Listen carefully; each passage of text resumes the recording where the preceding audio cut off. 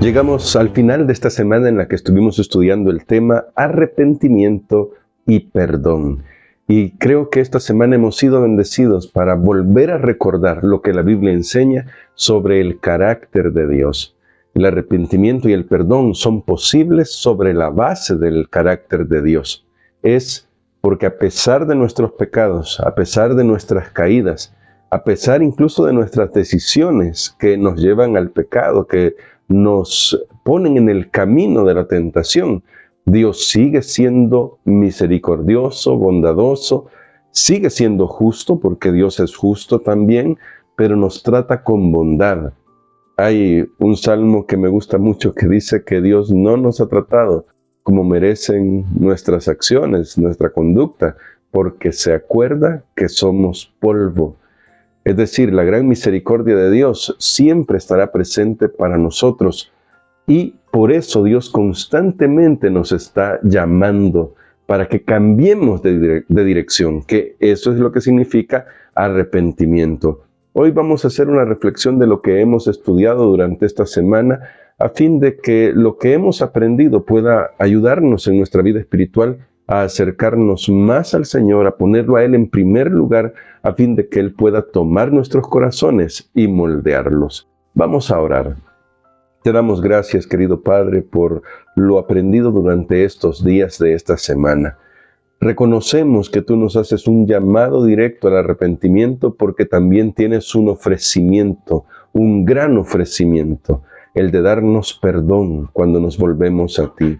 Ayúdanos a caminar tomados de tu mano, te lo imploramos en el nombre de Cristo Jesús. Amén.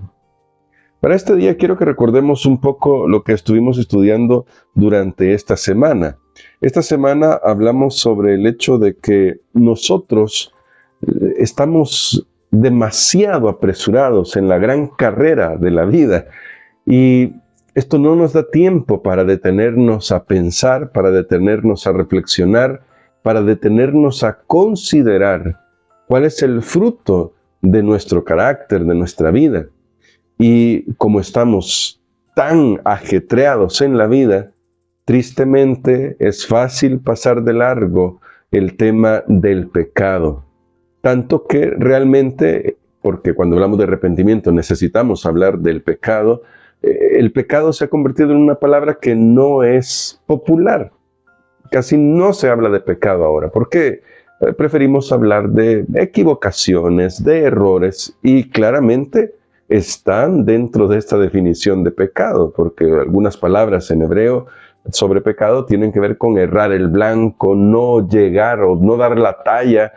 Sí, están ahí dentro de las definiciones, pero cuando comprendemos, y lo estudiábamos la semana pasada, que el pecado es la infracción de la ley y eso tiene que ver con romper nuestra relación con Dios, entonces nos damos cuenta de una realidad. Y la realidad es que el pecado es más que las acciones que cometemos. El pecado es una fractura en nuestra relación con Dios. Es decir, y lo voy a decir de forma muy directa, el pecado nos pone en rebelión contra Dios. Ya no queremos su reino sobre nosotros, ya no queremos su soberanía. Queremos autosuficiencia, queremos autogobernarnos, no necesitamos a Dios. Ese es el tema del pecado, esa es la tesis fundamental del pecado. No necesitamos a Dios. De ahí que Dios haga constantes llamados y de ahí también que en este gran conflicto en el que vivimos, un conflicto atestiguado por las Escrituras y por lo que vemos en la historia, en nuestra vida diaria, que el enemigo se preocupe tanto en mantenernos ocupados, incluso con cosas buenas, pero que estas cosas buenas nos impidan o sustituyan, si voy a usar esta palabra, nuestra relación con Dios, una relación profunda con Dios. De tal manera que no percibamos ni la belleza del carácter de Dios, ni tampoco la fealdad de nuestro carácter, porque siempre estaremos en esta sociedad que vivimos pensando en, puedo mejorar. Sí, yo puedo mejorar. Por ahí vi un día un comentario muy interesante. Una amiga había publicado esto y me llamó la atención. El gran primer motivador del mundo fue Satanás con el tú puedes. tú tienes la fuerza, ¿no? Y parece que vivimos con esa premisa. Sí, yo voy a cambiar, yo puedo, y nos olvidamos que no podemos solos. La fuerza tiene que venir de parte de Dios para que podamos enfrentar el pecado. De ahí que durante esta semana estuvimos aprendiendo sobre el arrepentimiento, sobre la obra que hace el Espíritu Santo, que nos llama al arrepentimiento, sobre el hecho que es Dios el que dice, vuélvanse a mí, como vimos en Oseas capítulo 6, vuélvanse a mí. Un llamado que hace eco porque el tiempo de Oseas fue paralelo al tiempo de Isaías, al llamado de Isaías en el capítulo 1 cuando dice, venid luego y estemos a cuenta. Y noten que lo que Dios promete es, vengan, vamos a estar a cuentas y yo los voy a liberar, les voy a perdonar, voy a blanquear sus vidas, voy a declararlos limpios, los voy a declarar justos. Pero para eso necesitamos, como lo vimos esta semana, un arrepentimiento genuino, que es dolor profundo en el corazón que nos lleve de vuelta a Dios. Porque podemos tener dolor profundo en el corazón y sin embargo seguir en nuestra dirección. Si seguimos en la dirección que siempre avanzamos lejos de Dios, entonces no es arrepentimiento, tal vez sea remordimiento. Pero si nos volvemos a Dios, ahí está la gran diferencia. Volvernos al Señor para que Él pueda restaurar nuestra vida, restaurar esta relación que ha sido rota. Y de hecho, cuando se estudia en la Biblia nos damos cuenta que Dios toma la iniciativa, siempre es el primero que busca. Lo vemos en el caso de Adán y Eva, nuestros primeros padres. Es Dios el que toma la iniciativa, es Dios el que busca a Adán y Eva porque los ama. Pero, y este es un punto que yo quiero destacar hacia el final en esta reflexión, la gran tragedia del pecado, una de las grandes tragedias, pero para mí una tragedia clave, es que el pecado desfigura el carácter de Dios delante de nuestra vista. Por eso Dios, vez tras vez, tiene que declarar quién es Él. Por eso es que vemos el texto en Éxodo, 34, cuando se revela a Moisés y le dice, yo soy Jehová, Dios misericordioso y clemente, tardo para la ira, grande en misericordia y verdad. Y esto es impresionante porque Dios tiene que estarnos recordando quién es Él, porque lo olvidamos fácilmente. El pecado nos hace olvidar quién es Dios, nos hace olvidar su amor, nos hace olvidar su paciencia, nos hace olvidar que Él es el único que puede solucionar el problema. Y eso fue desde el principio.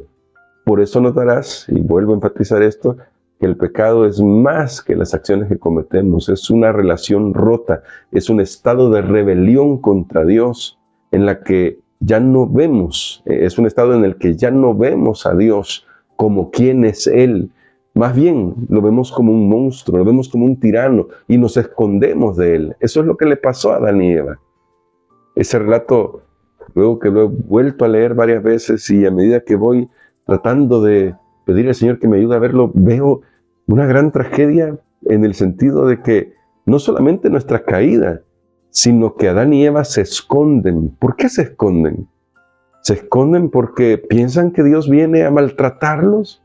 Y a veces parece que nosotros pensamos igual. ¿Por qué Dios llegó esa tarde? La respuesta es que siempre llegaba a estar con sus hijos. No era que los quería agarrar con las manos en la masa, porque parece que algunos pensamos, Dios llegó porque los quería agarrar ahí en el acto, pecando, a ver qué habían hecho. Dios no es un policía, Él ya lo sabe todo. Él no llegó por eso, Él llegó porque quería encontrarse de nuevo con sus hijos. Sabía que habían pecado, pero lo triste del pecado aquí es que Adán y Eva, en lugar de correr como seguramente lo habían hecho antes, todas las veces que había llegado antes el Señor, ahora en lugar de correr a Él y decirle, mira Señor, fracasamos, te fallamos, pero aquí estamos, queremos que tú nos ayudes, se escondieron. Y cuando Dios le pregunta, ¿dónde estás?, la respuesta de Adán debería ser una respuesta que desgarre nuestro corazón, porque la respuesta de Adán, del Hijo de Dios, Adán, es, escuché que te paseabas por el huerto y tuve miedo. por eso me escondí. ¿Cómo fue posible que Adán llegara a tenerle miedo a Dios? No el miedo que no el temor, voy a decirlo diferente, no el temor que se refiere al respeto y al reconocimiento de que Él es el creador y es supremo.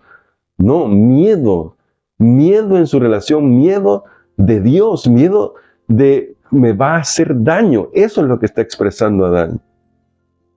Yo no sé, pero yo creo que ese día el corazón de Dios debió haberse desgarrado.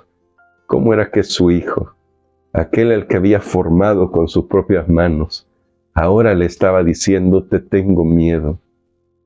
¿Cómo es posible eso?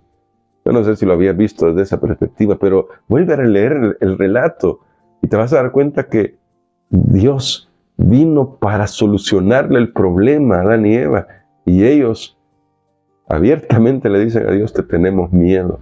Y desde entonces nosotros vivimos en esta relación quebrada con Dios. Por eso no es de extrañar que el Señor Jesús, y bueno, todos los santos profetas, siempre llamaron al arrepentimiento, porque necesitamos una restauración en nuestra relación con Dios.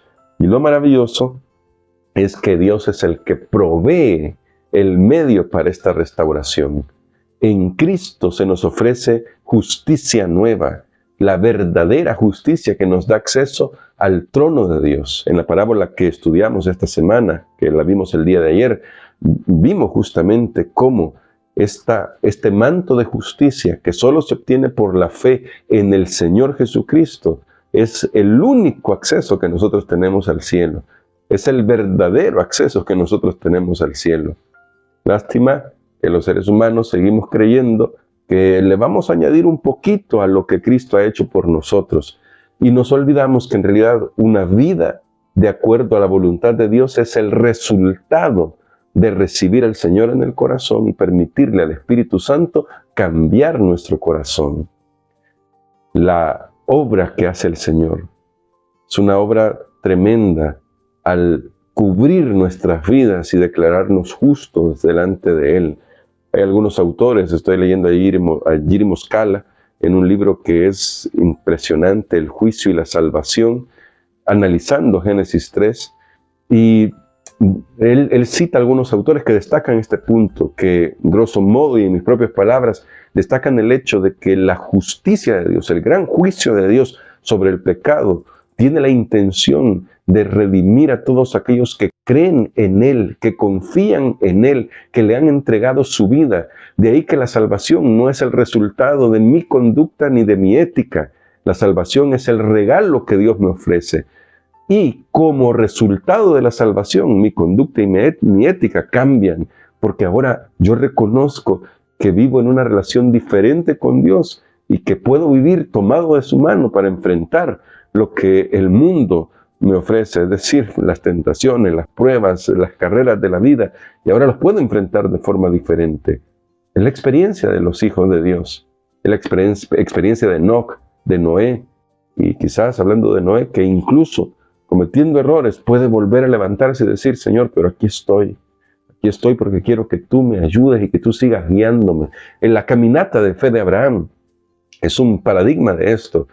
En esa caminata de fe, el padre de la fe tuvo que aprender qué significaba confiar en Dios, porque a veces fracasó, y fracasó feo, pero Dios no se rindió. Y lo bueno es que también Abraham entendió que podía confiar en ese Dios que no se rinde. Así que yo termino hoy diciéndote, Dios no se rinde. Somos pecadores, somos frágiles, pero si Dios no se rinde, no te rindas tú. Vuelve a las manos de Dios todas las veces que sea necesario, porque solo en Él encontramos seguridad. Y hoy vamos a decirle al Señor, queremos volver a ti, queremos caminar contigo, porque eso es lo que necesitamos. El arrepentimiento es esto, es esa decisión de decirle al Señor, Señor, toma mi corazón, es tuyo, hazlo puro, yo no puedo, pero tú sí puedes. Así que hoy, mi hermano, mi hermana, al reflexionar sobre lo que ha sido esta semana, recordemos que podemos confiar en la obra de Cristo, Esa obra completa transforma nuestra mente, nuestro carácter y nos permite vivir en una nueva dimensión.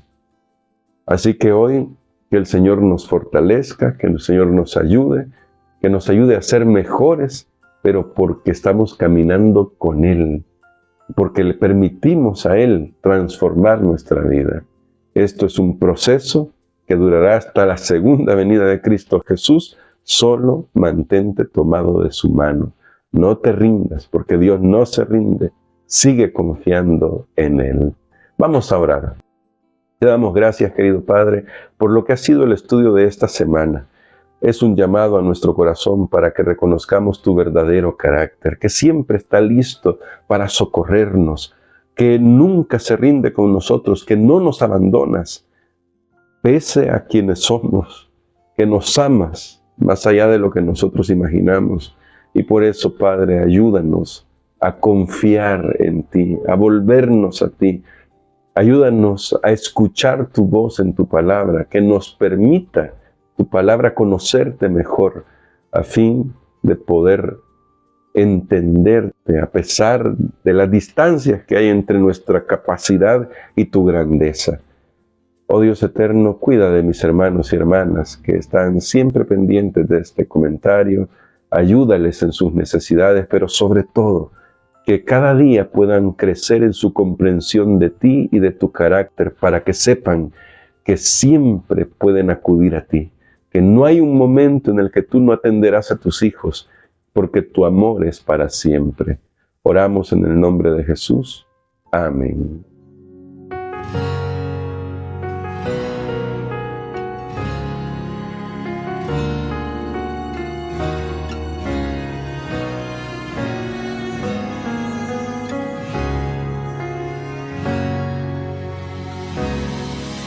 Encontrarme cada día contigo y en tu palabra escuchar tu voz. Quiero abrirte el corazón como un amigo y expresarte lo que siento en la oración. Quiero encontrarme cada día contigo y en tu palabra escuchar tu voz. Quiero abrirte el corazón como un amigo y expresarte lo que siento en la oración. Quiero conocerte